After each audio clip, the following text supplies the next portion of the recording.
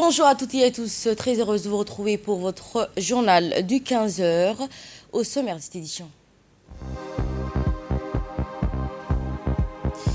Le chef de l'État a présidé la deuxième séance des conseils de ministres aujourd'hui au Palais de la République.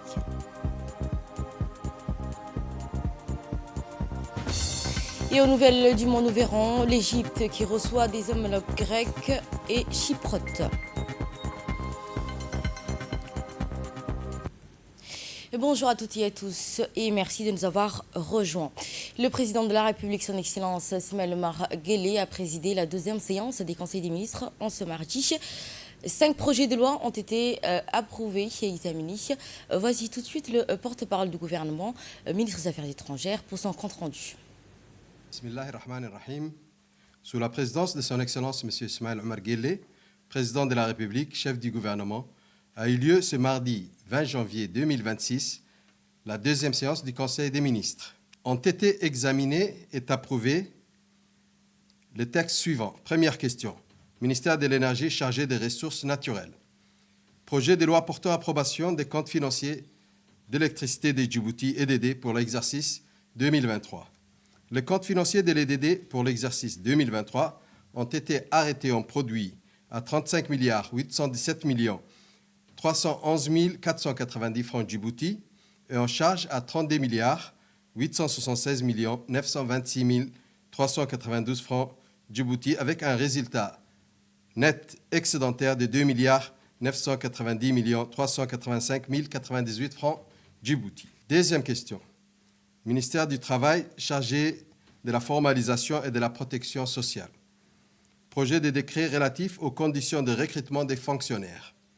Le présent projet de décret relatif aux conditions de recrutement et de promotion des fonctionnaires de l'État s'inscrit dans le cadre de la réforme et de la modernisation de l'administration publique engagée par la République de Djibouti. Le texte précise les modalités d'accès à la fonction publique, critères de sélection, organisation des concours et encadre les conditions d'avancement et de promotion en garantissant une progression professionnelle fondée sur les compétences, l'expérience et la performance. Troisième question, ministère du Budget. Projet d'arrêté portant attribution à titre onéreux d'une parcelle de terrain au profit de la société Touch Road International Holdings Group. Le projet d'arrêté a pour objet l'attribution au profit de la société Touch Road Holding Group d'une parcelle de terrain d'une superficie de 142 hectares située à Arta, au nord-ouest du carrefour d'Arta et de Ouéa. Cette parcelle est destinée à la réalisation d'un complexe immobilier d'envergure comprenant des espaces commerciaux ainsi que des résidences de haute standing s'inscrivant dans une dynamique de valorisation urbaine et de développement économique du secteur concerné. Cette attribution intervient à la suite de la concrétisation de la première phase du projet Smart City développé par l'édit promoteur privé sur la route de Venise avec un investissement de 150 millions de dollars injectés dans notre économie.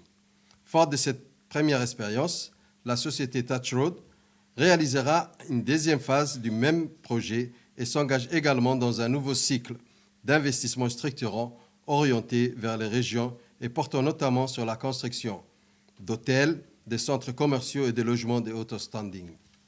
Quatrième question, projet d'arrêté portant fixation du prix des ventes et des viabilisations par mètre carré cessible du lotissement Nassib.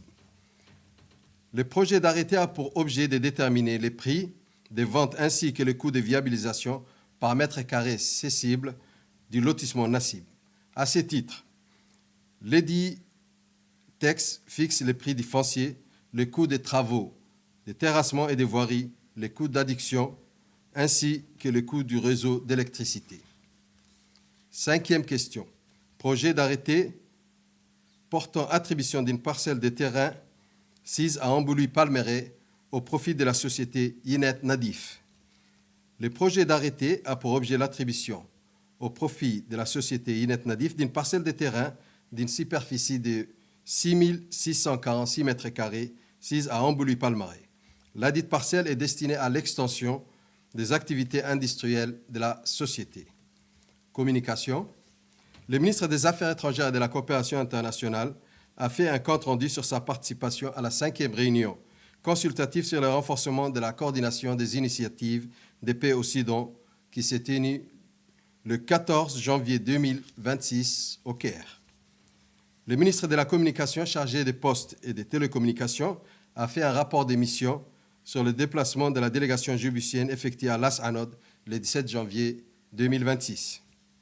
Le ministre de l'Énergie chargé des ressources naturelles a fait un rapport de ses missions aux travaux de la 16e Assemblée de l'Agence internationale pour les énergies renouvelables, IRENA, à Abu Dhabi et à la 5e édition du Forum sur les minéraux du futur à Riyad, en Arabie Saoudite. Merci. C'était donc le compte-rendu du ministre des Affaires étrangères. Le président de la République, son Excellence Ismaël Omar Guelleh, a reçu hier, en fin de matinée, au Palais de la République, une délégation d'opérateurs publics chinois conduite par le docteur Deng Yiyang. Cette audience a constitué un cadre privilégié d'échange autour de la nature, de l'ampleur des projets envisagés en vue de la mise en place de partenariats mutuellement bénéfiques entre les deux parties. Il convient de rappeler que le secteur de l'énergie figure parmi les domaines prioritaires de la coopération déjà convenue entre le gouvernement djiboutien et le consortium public chinois. Dans un premier volet, il est prévu la mise en place à Djibouti d'unités de production d'électricité reposant principalement sur les énergies éoliennes et solaires. La seconde phase de ce partenariat portera sur un renforcement de la coopération dans les industries liées à l'exploitation du sel, notamment dans les secteurs pharmaceutiques, chimiques, manufacturiers et agroalimentaire. Destiné à doter Djibouti d'une énergie renouvelable, durable et accessible, ce partenariat qui sera définitivement entériné en novembre 2026 prochain vise également à générer un nombre important d'emplois et stimuler ainsi le développement industriel du pays. Le ministre de l'économie et des finances chargé de l'industrie, Ilyes Moussa Douali, a pris part à cette rencontre, notamment la présence à cette rencontre des deux parties. Écoutons à présent le président de la société Green Industry durant cette journée de rencontre. 感谢总统阁下，感谢部长先生这次热情的接待。我们这个为助力总统2035的愿景规划，我们要在吉布提政府一起搞一个绿电工业园区。这个园区呢，到2035年会把吉布提整个国家的工业化会推进一个很高的一个程度。工业化的同时，我们这个居民很多的也可以就业，也可以在这个企业当中培养更多的人才。然后现在呢，我们稻头湖呢要把中国。 Et à l'issue de cet entretien, le ministre de l'économie et des finances s'était également entretenu et s'était également exprimé à notre micro. Il a déclaré que cet entretien entre le président de la République et la délégation chinoise de haut niveau a annoncé une avancée concrète vers la réalisation du futur parc industriel vert. Dans une étape historique, nous passons à la vitesse supérieure avec la deuxième phase du partenariat. Nous allons également transformer notre sel, celui de la cassale, en produits de grande valeur, des médicaments, de produits chimiques, agroalimentaires et même pétrochimie verte. Et y arriver, nous allons produire 10 gigawatts d'énergie renouvelable. C'est la base de notre souveraineté industrielle. Le ministre a également confirmé un calendrier serré. Les accords seront signés d'ici novembre-décembre 2026. Suivi sans délai du démarrage des travaux. Le gouvernement s'engage également à accompagner le projet jusqu'à son aboutissement. Également, les études sont en cours. L'État sera aux côtés des investisseurs à chaque étape avec un cadre juridique sécurisé et des lois adoptées. Selon le ministre, ce méga projet générera des milliers d'emplois et positionnera la République de Djibouti comme pôle industriel vert régional. Une nouvelle ère économique s'ouvre avec ce projet. Également à l'une de cette actualité, l'atelier consacré aux nouvelles responsabilités gestionnaires publiques s'est tenu hier au palais de à l'hôtel Kempinski. Elle a réuni les membres juridiques, financiers, membres de l'ECUS, association des institutions supérieures de contrôle ayant en commun l'usage du français. Des représentants des administrations publiques ainsi que d'éminents experts du domaine des finances ont participé à cette journée. Animé par Gilbert Miller, conseiller référendaire et spécialiste des questions juridictionnelles, magistrat à la Cour des comptes français, cet atelier a porté sur une problématique majeure du droit public financier contemporain, la responsabilité des gestionnaires publics.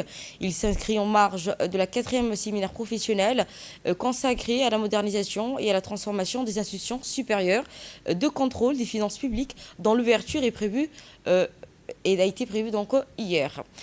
Cet atelier intervient à une période importante par l'engagement profond aux réformes de l'administration et des finances publiques, notamment en vue de la mise en œuvre du budget programme. La participation de responsables d'administration publique djiboutienne, acteurs centraux à la modernisation ainsi que l'action publique a été constatée à cette journée. Cette initiative qui s'inscrit sous la Cour des comptes avec un mandat présidentiel traduit concrètement l'engagement constant de la République djibouti en faveur de la bonne gouvernance. En ce sens, les réformes financières publiques engagées par l'État s'inscrivent pleinement dans la dynamique de renforcement de transparence des finances publiques conformément aux standards internationaux. Les réflexions ont été portées sur 3 axes: le fondement et enjeu des différentes formes des responsabilités, l'analyse des réformes françaises et des premiers enseignements, la mise en perspective internationale des dispositifs juridictionnels, contrôle des finances publiques. En définitive, l'atelier a plaidé pour une meilleure articulation entre les dispositions de contrôle de gestion et d'évaluation en performance et de contrôle juridictionnel. À Dikil, cette fois-ci, le ministre de l'Intérieur, Sirine Hassan, a effectué une vaste tournée de la région de Dikil. Cette visite qui a débuté par la localité de Doya, de Sankal, dans la sous-préfecture d'As'ila. De retour de Dikil, le ministre a inspecté les différentes casernes militaires, les services de police ainsi que la nouvelle caserne de protection civile en présence des officiers supérieurs. Par la suite, le ministre a tenu une large réunion avec les locales, les sages de l'ensemble de la région en présence du préfet de Dikil, Abdi Hassan, et du vice-président du conseil régional et directeur, ainsi que le directeur de la population. Au cours de cette rencontre, les sages et locales de Dikil ont échangé avec le ministre sur la situation des populations locales, l'unité régionale et les défis à relever afin d'améliorer les conditions de vie. Ils ont exprimé leur reconnaissance au ministre et à sa délégation qui l'accompagne pour être venu constater de près, de visu, la réalité vécue par les habitants de la région. Les participants ont également présenté leur doléances dans le souci d'améliorer les conditions et de discuter des perspectives de développement de Dikil. Pour sa part, le ministre a remercié les locales et les sages et a pris bonne note des doléances et s'engage à examiner leurs demandes.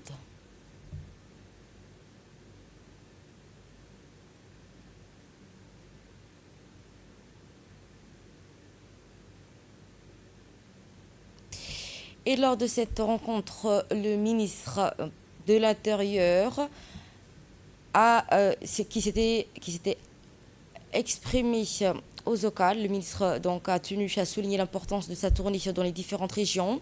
Et cette visite qui s'inscrit dans la volonté d'écoute active en réponse aux préoccupations quotidiennes des citoyens, notamment aux sujets sensibles tels que l'accès aux pièces d'identité, de la création d'emplois dans la région.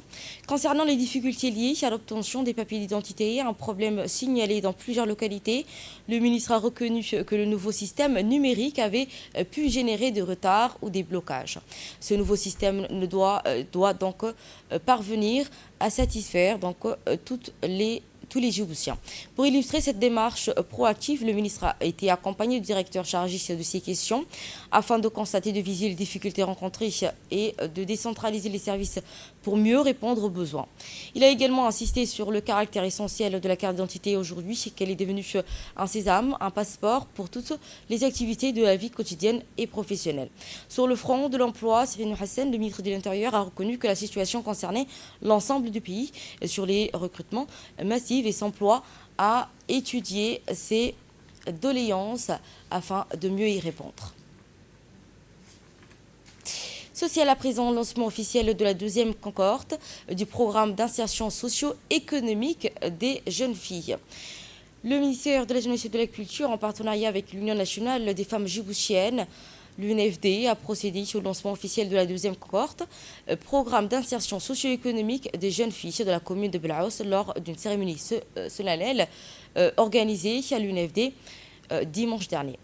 La cérémonie qui s'est déroulée en présence de la ministre de la Jeunesse et de la Culture, Hibo Moumna Assoui, ainsi que la secrétaire générale de l'UNFD, du président de la commune de Blaos, des représentants des institutions publiques et des partenaires, ainsi que des différents parents et des jeunes bénéficiaires.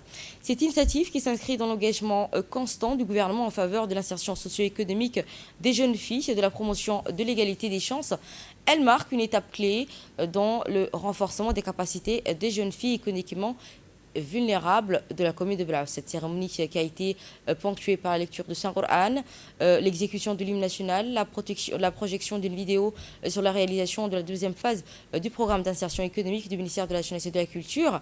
Prenons la parole à cette occasion. Madame la ministre a réaffirmé l'engagement de ce programme qui s'inscrit pleinement dans la vision éclairée du chef de l'État, son Excellence Ismaël Guelleh, qui s'engage à l'insertion de toutes les jeunes filles du pays. Je vous propose d'écouter à présent la ministre de la Jeunesse et de la Culture, Dr Hibo Moumna Assoui, pour ses expressions. Avec beaucoup d'honneur et de plaisir que je prends la parole aujourd'hui à l'occasion du lancement officiel de la deuxième cohorte du programme d'insertion socio-économique des jeunes filles de la commune de Blaos.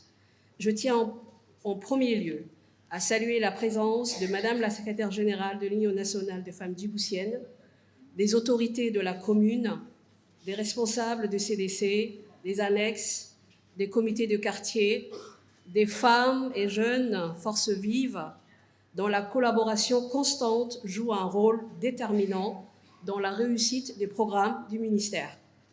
Mesdames et messieurs, le programme qui nous réunit ce matin s'inscrit pleinement dans la politique nationale de la jeunesse et de la culture, telle qu'est définie par la vision éclairée de son Excellence, Monsieur le Président de la République, Ismaël Omar Guelleh, qui place la jeunesse et l'insertion socio-économique de jeunes au cœur de priorités nationales.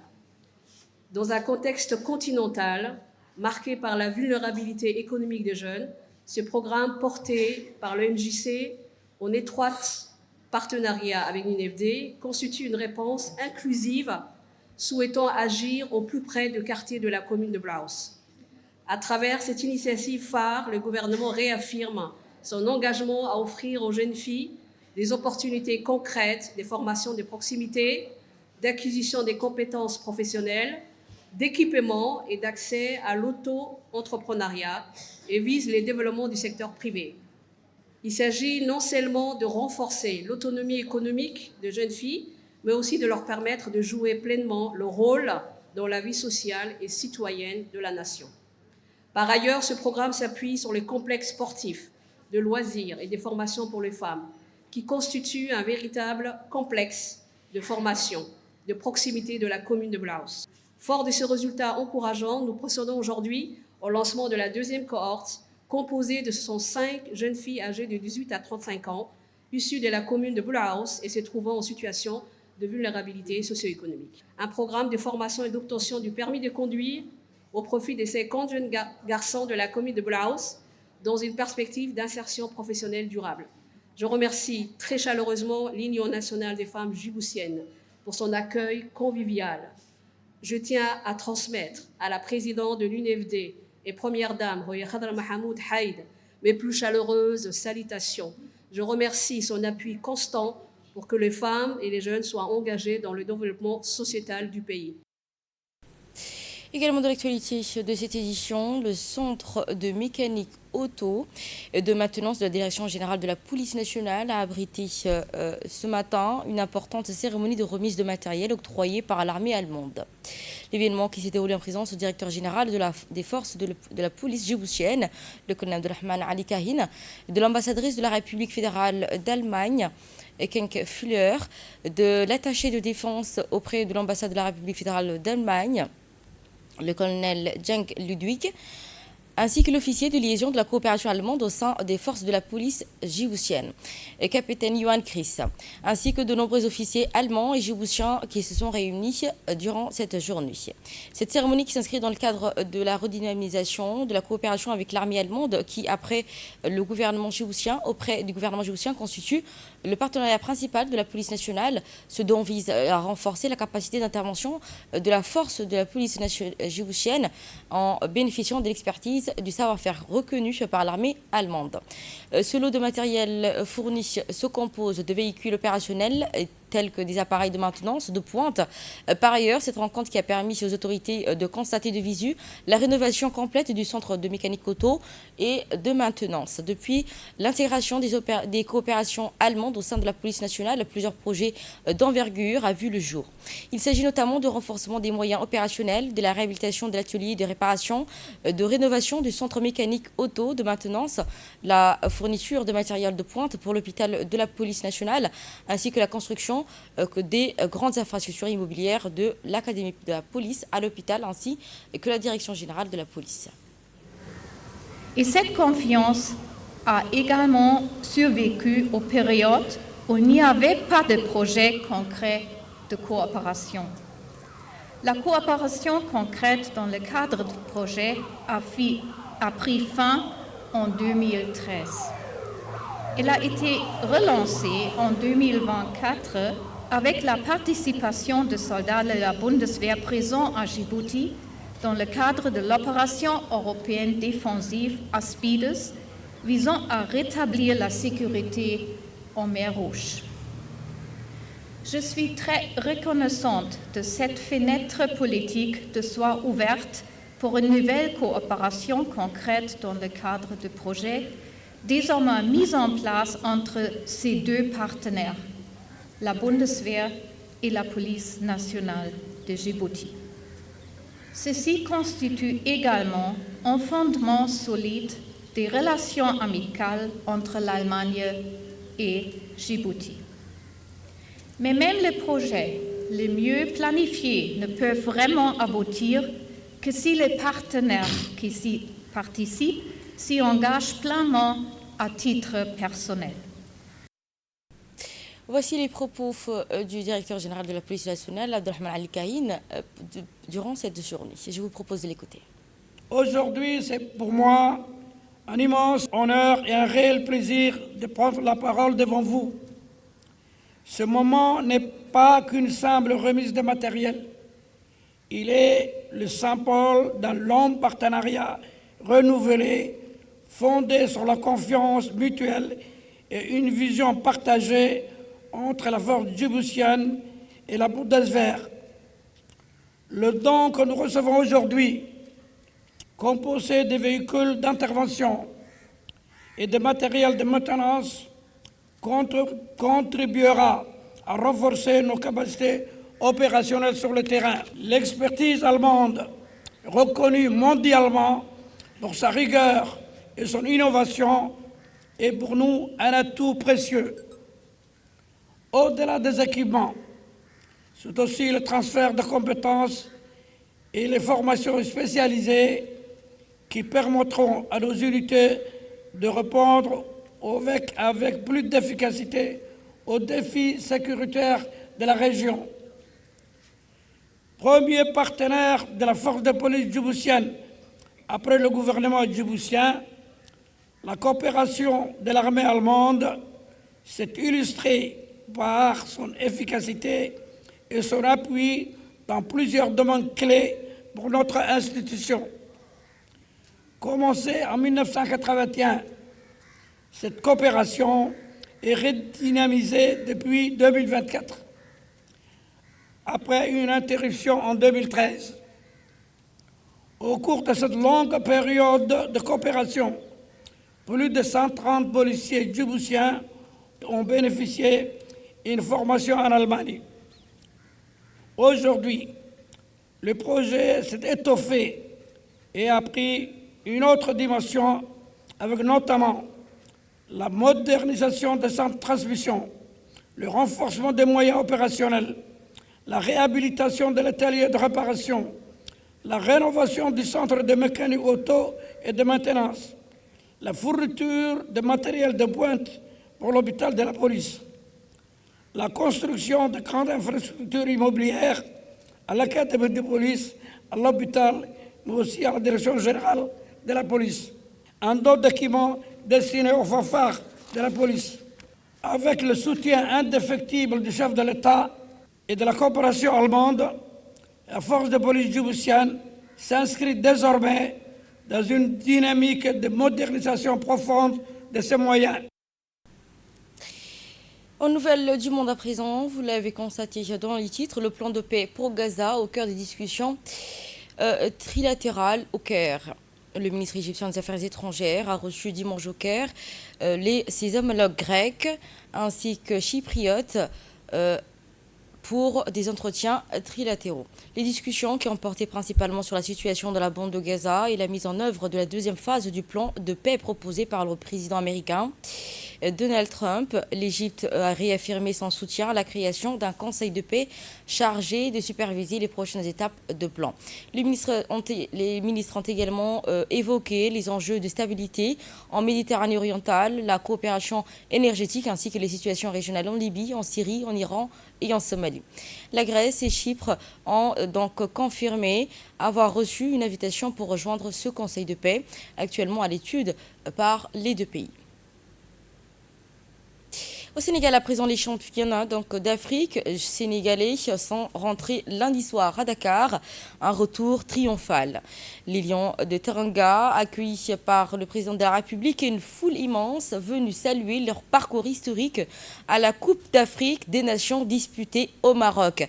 Dès leur descente d'avion, les joueurs sénégalais ont été accueillis par le président Bassirou Diomaye Faye et des centaines de supporters rassemblés à l'aéroport international de Dakar pour accueillir leurs champions.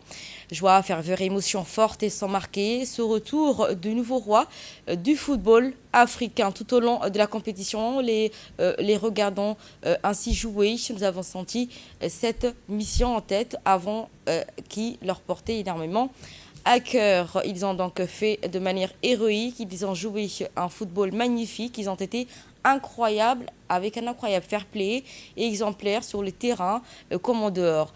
Nous ne pouvons qu'être fiers de nos joueurs. Voilà, c'est tout. Merci à vous de nous avoir suivis. Si vous étiez sur Télé Djibouti pour les infos.